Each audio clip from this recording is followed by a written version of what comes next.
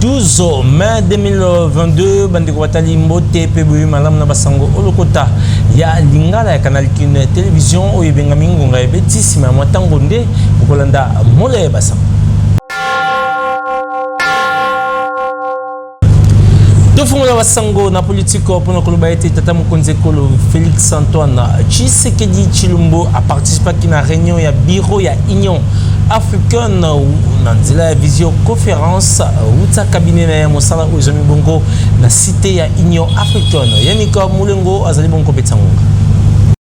Simana ye kouta na Abidjan na Côte d'Ivoire wapi a participé na sommet ya ba chef d'état COP 15 na oyo etali lutte contre désertification pe sécheresse. Tata mokonzi ya ekolo Congo démocratique Félix Antoine Tshisekedi Tshilombo a participé lisusu na réunion ya bureau ya conférence ya Union africaine na nzela ya visioconférence uta bureau na ye ya musala bata formi satonde e markaki réunion oyo mo ya ouverture oyo esalemaki epai ya Macky Sall président ya Sénégal pe président en exercice ya Union africaine. Ba remarque introductive oyo esalemaki epai ya président ya commission ya Union africaine Moussa Faki l'échange entre ba membres ya bureau pe ba question ya lolenge na lolenge yambo ya clôturer réunion oyo na nzela ya masolo na bango ba membre ya bureau ya conférence ya Union africaine ba lobelaki accès à vaccin oyo ezali produit na Afrique na ba plateforme internationale ya bacha pe ba distribution lisusu ba lobelaki impact ya crise russo-ukrainienne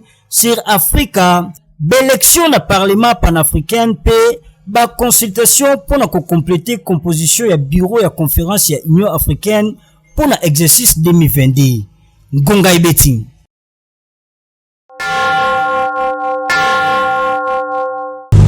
Tokobana basango ya politique pour koloba ete ba députés nationaux bazalaki bongo na séance plénière mokolo jeudi 12 mai 2022 na palais du peuple wapi bakobaki bongo na misala na oetali bongo loi électorale ya République démocratique du Congo bokonga ndenge betami na Périso Pembele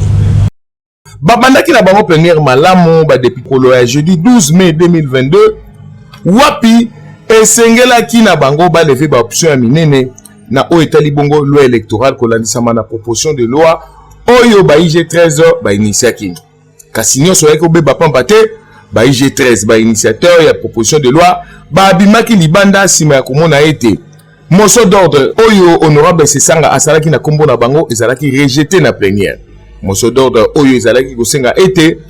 baleka nanu na débat avant ko lever ba grandes options pona mwana mboka Jacques Joli moko ba IG13 ye atalisi ete soki basali inverse et ko perdre bongo esprit parlementaire pambate esengeli ete débat ezalaka avant ko zwa ba option ya minene Delis Sesanga asengi na bapandisango bafungola miso pambate likambo moko ya flou eza kolinga esalema esengeli koyeba ete plénière oyo esalemi sima komona ete position parlementaire et boyaki ko déposer ba disposition oyo esengelaki etalisa ete consensus ezwami dossier oyo ezali à suivre ngonga ebeti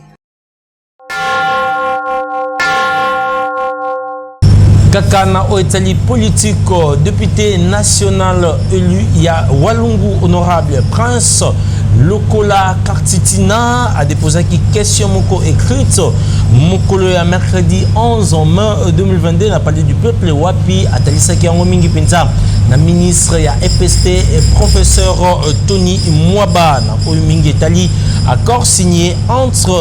intersyndical ya EPST et gouvernement ya République démocratique du Congo en novembre 2021. Irene Boulembi azali bonko betsango. Elia Walungu honorable Prince Kokola Kantitima akendeki kotika na service ya courrier Assemblée nationale question moko oral avec débat o eza adressé na ministre EPST Tony Mwaba Kazadi kolandisama na accord o ezalaki signé na novembre 2021 kati na gouvernement pe délégation syndicale balakisi na ba démarche na ye député national Elia Walungu alingi à s'assurer ete accord wana ezali respecté 2021-2022 ba connaîtra ki mouvement de grève moko oyo et paralysaki secteur nyonso éducation école au Congo Congo démocratique. Pour la député national Elia Walungu, ezali motuya ya komona ba garantie nyonso oyo protocole abibwa ezala respecté wapi soki ezali respecté te ezali kotalisa ete problème ezali kaka na niveau ya secteur éducation. Na terme ya accord oyo gouvernement s'engagé ya ko respecter ba point mususu kati nango, paiement ya deuxième et troisième palier, prise en charge ya enseignant, suppression ya zone salariale, prime d'itinérance à payer na inspecteur, mise en application des décrets ya premier ministre oyo ezalaki signé na novembre pe lisusu, création ya caisse moko pona ko garantir retraite moko na balakisi oyo bazali kosala métier moko noble. Ya koyeba ezali lisusu ete Elia Walungu azali kozela ba réponse moko claire pona nation nyonso ezala éclairé tope bayeba bosolo ngonga ebeti.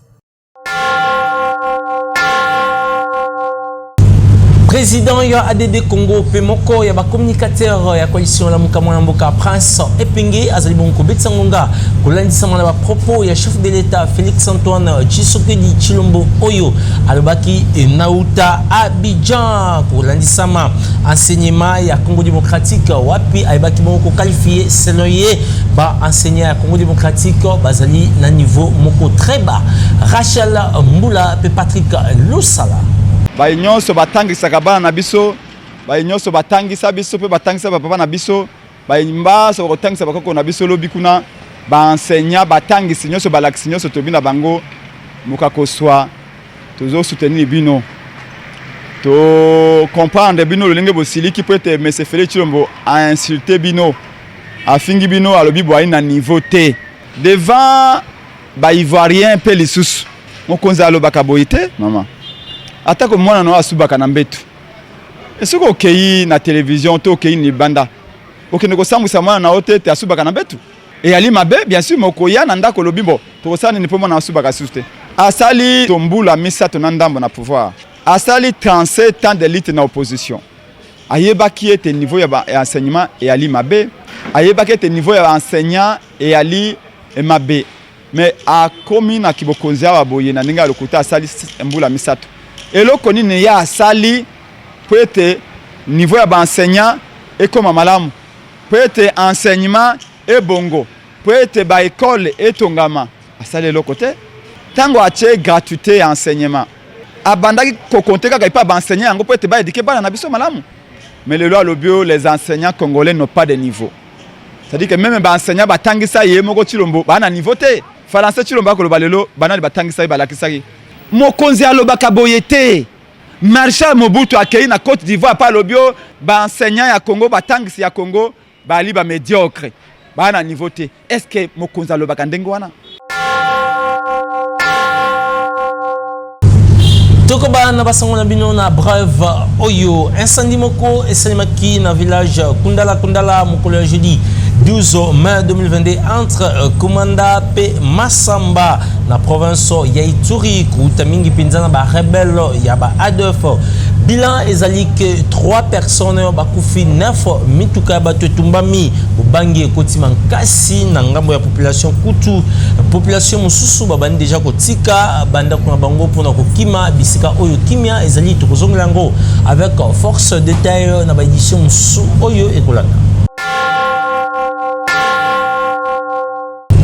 Prix Nobel de la paix 2018, le gynécologue congolais Mwanamboka Denis Mukwege a sa déclaration mon mercredi 11 mai 2022 pendant que Senga fin ya état de siège pambate résultat en na ba province lokola Ituri pe Nord Kivu et Longo Banito topé ezali ya malonga te yango wuta gouvernement militaire ezwa makambo population azali konyokoma kufa se kufa bozo ba détail na commentaire signé Philo Chinguta. Nanzela ya déclaration moko asalaki moko la mercredi 11 mai 2022. Denis Mukwege, prix Nobel de la paix 2018, azali ko dénoncer ba limite ya état de siège na ba province ya Nord Kivu pe Ituri, sima ya mbula moko. Gynécologue congolais Denis Mukwege azali ko banza ete état de siège et atteindre l'objectif na yango te pamba te ba massacre zali ko koba kaka ba milice bazali se ko boma batu presque tango nyonso ata ko présence ba autorité militaire na Ituri pe Nord Kivu ezali ko lobela bango eloko moko te atalisi lisusu ete ba massacre oyo eutaki ko salema mokolo ya dimanche eleki ezali insoutenable pe ezali ko talisa ete stratégie militaire oyo ezali soutenu na gouvernement congolais utambula moko mobimba ezali incapable ya kobatela ba civil pe komilengele pona kotelemela ba crime de guerre pe crime contre l'humanité oyo ezali kosalema neteni wana ya Congo démocratique. Tina lisusu ya koproroger état de siège ezali te po ete parlement esi ya proroger yango mbala na mbala kasi insécurité ezali kokoba kaka makasi protection ya ba civil ezali négative. Na yango asengi na tata mokonzi ekolo Félix Antoine Tshisekedi Tshilombo kosukisa état de siège. Nzokande, réunion d'évaluation ya état de siège esalemaka na date ya 5 mai 2022 eleki entre chef de l'État Félix Antoine Tshisekedi Tshilombo, Premier ministre Jean-Michel Sama Lukonde, mwandambo ya ba membre ya gouvernement pe ba notable ya ba province oyo ezali na état de siège pona koluka possibilité ya ko remplacer mesure mosusu oyo ezali constitutionnel. Félix Antoine Tshisekedi Tshilombo, chef de l'État, atalisaki ete na mikolo mizali koya table ronde ekosalema wapi décision ekozwama pona continuité to pe non continuité ya état de siège. Dossier à suivre. Ngonga ebeti.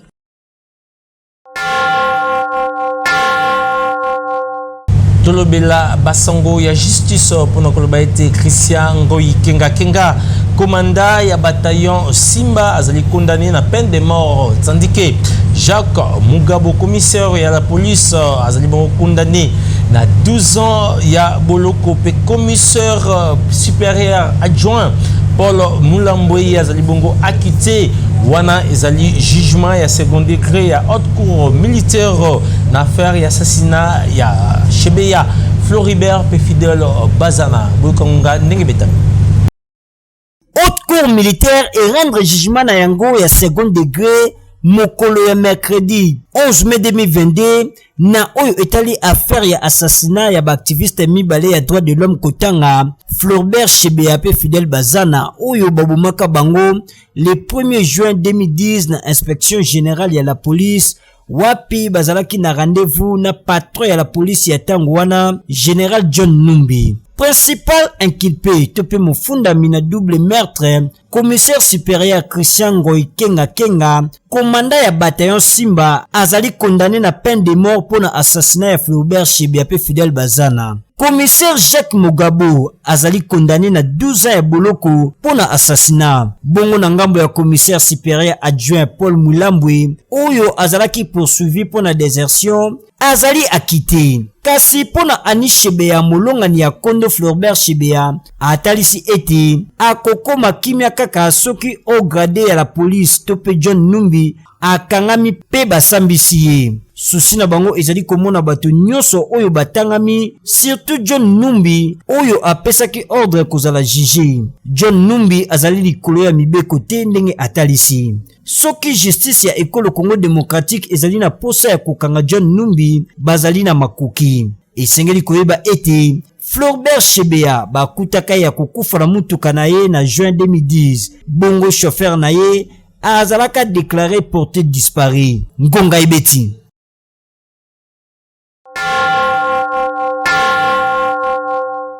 Sima ya procès yango ba membre ya famille ya Nkondo Chebeya pe Fidel Bazana bazanga kite ko betsa ngonga na micro ya Christian Makutu. Alors dire être satisfait na re o esami lelo biso famille ça vraiment passe pour accepter yango bien que toko ko changer ibeko ya mboka te parce que nous faisons toujours confiance à la justice de notre pays. Alors c'est un peu ça passe na motema komona ki bakati ebele baza penza bazui liberté o esengela kite ba mususu oleki ba pene mata me kiti lisusu n'est pas na motema ngona pour ba biso basi bakenda ba ozongara les sous-soutés. Bon, souci na biso ezalaki que justice ezalapenda établi dans l'olengi so sengeli. Ba co-auteur na ba auteur ya double assassinat oyo ba monana et puis bazala vraiment jugé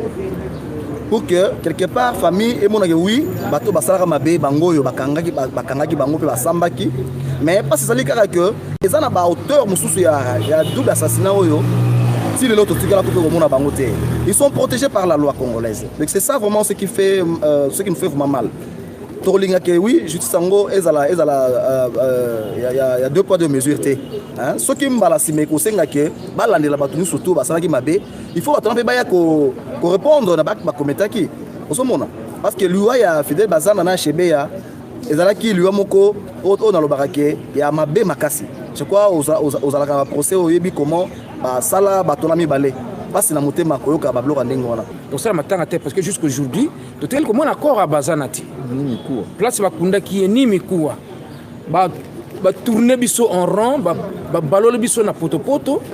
na bato bakende ki okunda ye même ti na isika bakende okunda ye to tamboli to kende ki ti na équipe mobimba to tikali comment na ibimba Bazanati ni mikuwa ya pamba mais pour nous les bantous to sengaka que esengeli tosala matanga soki tomoni moto na biso tokundi ye nde après tosali matanga mais jusqu'aujourd'hui tomoni mikuwa na ye te toyebi place bakunda ye te toza toujours dans le regret tokopanza matanga yango ndenge nini tosala matanga yango ndenge nini on croyait que peut-être montant moko bakoki kopesa biso ekoki kosatisfaire biso de façon que na yango tokoka kopanza nango matanga donc toza na regret lokasi na ndenge mosusu tokoki sikoki ndenge mosusu babatanga ba montant moko ya mwa minene lokasi oui tokozwa mbongo tokosala su matanga po tolingi tosala matanga po siko tokosala su ndenge moya kosala eza te bon na suki oyo nakumisika ya nzambe na nyonso nakumisika ya nzambe eloko oloba su eza te. Kolandi Sama, l'actualité politique de l'heure détenu docteur Ivan Ilunga, président national et Alisanga politique, Rassemblement pour la souveraineté et la démocratie, RSD Nampousé, Abetangunga la micro et Aletu Pires Masiala. Et donc, Bissoba africain, le quoi, tu as la chance, il y a un président, on va dire que comprendre, n'est-ce pas, viser aux alliés dans le monde, tu décides qu'il faut soutenir le président de la République, Félix Antoine Tshilombo. Premièrement, tu le belé Makambo est allé de Joseph Kabila. Parce que, bon, Monaki, depuis l'anniversaire, il y a PPRD, quand même quelques acolytes. Il y a PPRD, il y a FCC,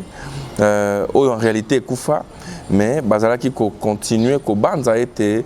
disposition constitutionnelle, le cause allait muette. Na o etali retour ya mokonzi mboka ya kala président honoraire Joseph Kabila ba Banza ki ke ezalaki possible azonga yango wana biso to l'équipe tolobana ba ndeko na biso que c'est diabolique hein ce que c'est diabolique c'est plus que diabolique. Lolenge to kumbaki to soutenir quand ndeko Kabila pendant 19 ans yepe ko soutenir ba congolais misusu bolobi ki constitution ezali muette na matière wana. Mais ce que la Constitution n'a pas dit, et l'axi qui est salimate, pourquoi bien bolinga kozwa sens ya coutume constitutionnelle, oyo ça la droit comparé na Constitution en France, ya bamboka mususu. C'est une théorie purement juridique, biso ba politique, biso bilenge to bandiete, o Constitution et lobité et ko salimate. Yami Balé, rencontre aux Alaki et Sangisaki ndeko Martin Fayoulou président, ndeko président Matata Ponyo. Yeku tozana nyongo na biso ya Bukanga Lonzo nanu afutate. Mais bon c'est l'alliance moko boye, soki bilenge tozale ki di bate kaka batu wana nde bako manipuler biso, bako zwa pouvoir, biso tozala ki diba. Ils ont manipulé la jeunesse, nazoloba na komba bilenge. La manipulation là, tu as barrière contre Yango, Nassima, président de la République, Fachi Béton. Président de la République, président Bilengue. Azali ko incarner renouvellement justement de la classe politique. Yango a annoncé que le 2 juillet, à partir de 9h, tu as une matinée populaire dans le stade de Imka. Wapinango a profité pour que Bengisa Bilengue. Il y a un parti politique nyonso, Koka Sonité, Ezamarambo Mboka. soki fayulu na matata baoki soni te yo koka soni mpo na nini totala ndenge toko kosangana pe po ete totelemela mboka na biso tokamba mboka na biso na ndenge esengeli. Séverine Luntala, coordonnatrice nationale, il y a programme national pour l'équité du genre dans le monde du travail. Je t'en poussé à Zalibon Kobetsangonga pour féliciter le gouverneur Oyo, pour nami Mingi Pinza, le gouverneur femme Oyo, pour nami Wapi na élection Oyo. Outibon ko salima na différentes provinces. Donc c'est aussi marqué des gouverneurs, il y a Bassi Nde, pour nami na ba élection wana azalibongo na micro ya l'étude puresse Masiala to sepeli makasi lokwa tozu ba mama mibale po eza élection moko démocratique na ndenge nini oyebi que le fait même que ba mama ba postuler nzela moko na ba papa elingolo ba égalité des chances ezali donc au départ eza élection moko ya discrimination te or biso to bundaka po na discrimination du genre dans le monde du travail donc elingolo ba ke moi si mobali ba pexi mutu ya ko postuler te makasi noka ke ba voter yo au présenter programme moko ya kitoko pour ba voter ba basi na mibali monsieur mibali basi na mibali ba sanga ba ko voter ba maman je crois que c'est la première fois na république pour no marakaka balo ya nomination te me ba voter bango na ba voix moko pe ya malamu to sepeli to pesi vraiment merci na mibali nyonso ba provincial nyonso ba voter to pesi merci na mokonzi ya mboka to pesi merci pour na ndenge loi na biso électorale et kabolaka mutu te ba te que moi si ko yate waza makasi na ye akei abundi pe tumbalongi to ba basi ba matate na poste prise de décision mais na kata poste à prise de décision et ya to benga poste nominatif pour ba nommer yo faut parti na yo oyo place obunda ke tumba na yo ba pesa kombo na yo or basi bani ko sa politique te mais balingi de bazala nommer bo ba ko ndenge nini soza na parti moko te oza lingomba moko te bakozwa yo te sala politique na ndenge baninga pe bakosala moi si mobile to sa politique ce qui yo chasse na yo esami ke bana besoin ya mama place moko boye obundaka pe na kati ya parti moko boye bako proposer yo basi balingi politique te mais balinga na nomination to ke 50-50 pour 50-50 to bi na 2030 pour to koma kuna il faut na bino mobo bando bunda na politique o bana na base ozo matati okomi na ndenga likolo o type ba yeba pe koza na posa pe o mata posa pe ya ko diriger nde ba ko pona yo po okay nde to bengaka ba poste nominatif 12 mai Mboulagno Mokili Mobimba et Kundolaka, journée internationale des infirmiers. Constat et Salimi Mingi Pinza na commune ya Ngiringiri na moko ya centre de santé Oyo et Bengami et centre médical. Patrick Lusala. Journée internationale des infirmières et infirmiers ezalaka célébrée chaque le 12 mai ya mbula nyonso uta 1965 date oyo baponaki yango en référence ya jour ya naissance ya Florence pionnière britannique des soins infirmiers date ya le 12 mai 2022 ezali occasion ya ko rendre hommage supplémentaire ya profession oyo ezali en première ligne yango etindaki équipe yango ngebeti esala constant na centre médical surtout médical center na commune ya Ngiringiri wapi ba infirmier balobelaki ba kokoso to pe difficulté o bakutanaka na yango o emonani ete secteur na bango baza vraiment négligé pe basengi soutien ya gouvernement pona kopesa musala na bango valeur baleli na kopetsa ngonga musala na biso toza beaucoup exposé ba difficulté ezalaka ebele mais tellement que eza métier o biso topona to supportaka ngo kaka tozo sala musala oyo poke to sauver bato oyo baza malade baka ndenge na ndenge accident accouchement tout consort là mais vraiment désolé tozo se retrouver te toza beaucoup plus exposé na musala oyo tozo sala tozo parcourir ba risque belé yaya mais ce qui totali côté li fouti et l'autre côté vraiment na point wana toza vraiment désolé salaire malonga ezate li futi ezate mais biso tozo sauver muta ko zala ka ndenge nini mais soki aye na hôpital to ko luka to kwa ko zongisa ye ke to sala de fait que azala l'infirmier soigné azo quand même ko parvenir ko futela ndako te azo parvenir même pas ko scolariser bana te et les restes to ko suka ndenge nini alors gouvernement a me campé ko améliorer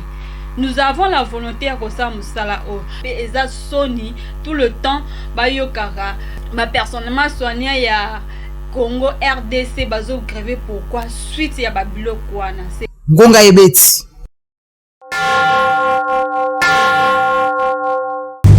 mosala ya kobongisa aveni Sekomafa na commune ya Njili ezali kokoba makasi na bokasi ya bandeko ya OVD oyo ezali bongo société ya bana mboka Congo démocratique bokangonga ndenge betami na nzela ya Jidex Makengo.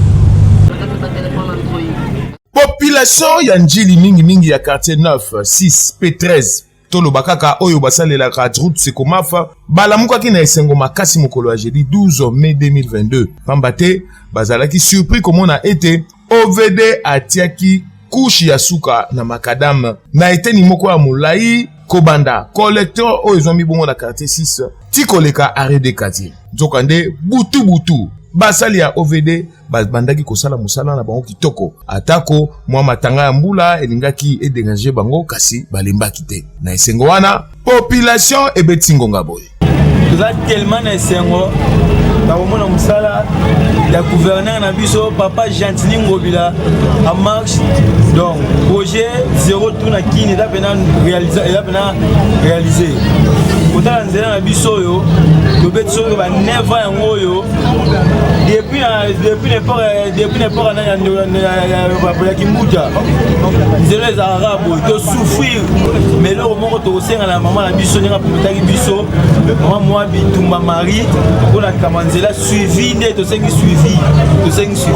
bagene toza ebele misala eza te donc ozwa biso ta te 3 4 tosala suivi mpona baterase basali te nzela sombula ebeti bato baboka baterase bafulu na baterase esa bien yango ekomaki nzela toka liboso chef de quartier fo balamuka basala fete na bachef baveni fo balamuka basala suivi ya nzela bourgmestre fo sunga bachef ya quartier bachef baveni poso suivi eza te tika soso ebeba nzela tolela lisusu na bahonorable na biso entre autres mama Mwadi mpona mosala oyo azosala na suivi na ye na kati ya quartier parce que avant malembe ntango asali suivi asalaki appel na ye ntango asali suivi remarke ke mosala yango plus rapide tozosepelaki ekontinue ntina ningini me kaka balakaki biso ekata na nzela te ekoma ntina ningini mosala eza kitoko eza nzela oyo ekotela biso biloko ebele topesi merci na honorable Anne Marie Touma mwami ye molobeli na biso ye nde azosalaki ye mosala esalama kitoko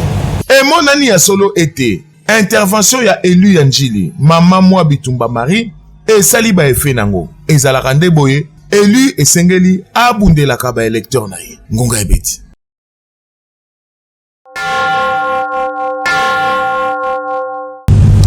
Soko kei na commune ya Kimanseke nzela ya malonga ya kotambwisa mutuka na yo ezali sute population ezali kolela pambate nzela se moko oyo leta etongela bango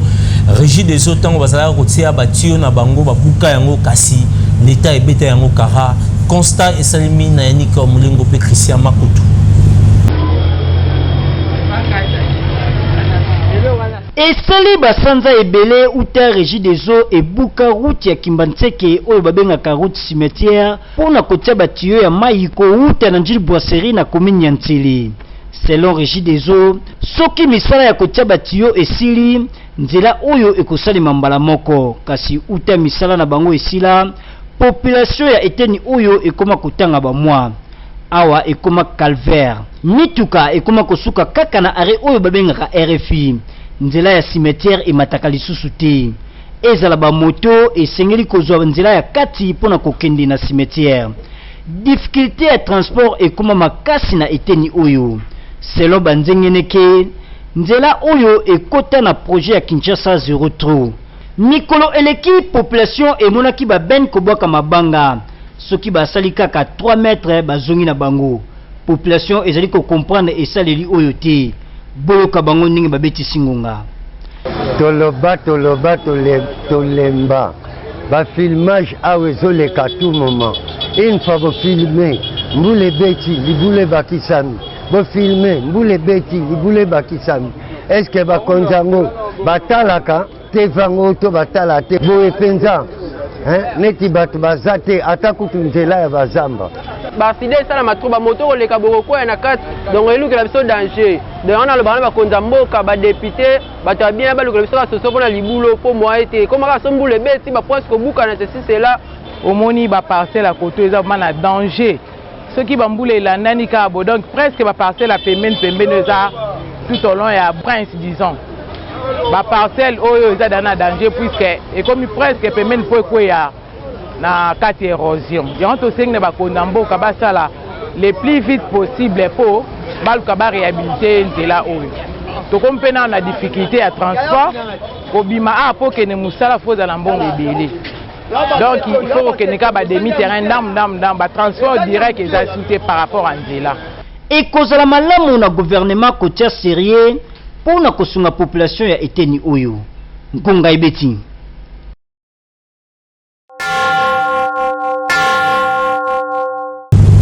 nanga mona ye notable na bango Z Louvoilou akangi monoko te mpona koloba 0 trou na commune ya Kimbanti ke tambolaka te pe ezalaka te Gentili Ngobila a revoir bacalcul na ye azali bongo na micro ya Yanika Mulingo pe Christian Makutu.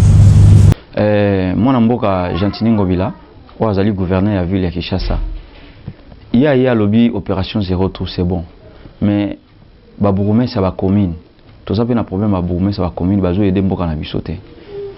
chef de quartier bazoyede mboka na biso te parce que mosala na ntango OVD azosala yango il faut quand même suivi ezala so bakotia même babourgmestre basala suivi te baluka ata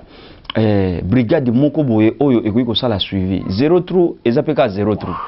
po Kinshasa eza mabulu partout so na bina lobela Kinshasa mobimba baoloba na kosi mais na lobela nanu changu ya pamba balui balansaki 0 trou olobi yango bien na njili kota nanu njili Sainte-Thérèse yango kobana quartier inti okoma Sainte-Thérèse omata Kimbanteke okende tina cimetière omona lelo boso tracteur ye na Kimbanteke tracteur lelo tobi tracteur eza machine oyo ekoki kosala même 500 mètres par jour et ça là 1 mètre par jour comme tongo tipo quoi et ye wana iniati nango so to bité 0,3 ngo mabanga baye babwa ki place wana mvule ye longoli yango mbongo ya mboka ezobeba ka pamba vraiment mbongo ya mboka ezobeba bacha bato bakosa suivi baza strict pour kolandela musala oyo problème ya 0,3 oyo soki te Kinshasa ezodinda ndeti na Kimbanteke awo na asiyo moko tambola Kimbanteke mopandisango omoni owana eza susu ba trou te mais eza ba érosion oyo esabi na kati ya ba macadam donc 0,3 fiasco eloko moko te yango siko tolobi ke basala musala lolenge oyo esengeli tango bazoloba ke Kinshasa 0,3 Kinshasa eza munene samedi le 14 toza na Salongo na avenue Colonel Lebea bana Kimbanteke nyonso fondation Riche Club Mobimba tokutana wana na 6h ti 11h tosala Salongo na avenue Colonel Lebea kobanda na Prince ti na pont tokati ngambo ba mama wenze nyonso tu bozala mobiliser tosala Salongo place wana po to réhabiliter pe pont wana oyo bolelaki mingi euta ekobeba. Ce qui vous ça merci Nassardou Dimbu, el professeur Ozaki Bongosima Caméra, merci également Nayaniko Mulingo Asimbaki édition Mkolelo Kasi montage Simama Kibongo na Christian Makutu pe Teddy Angbana Imam Yanguya. Kimi Ankolo Namabutami.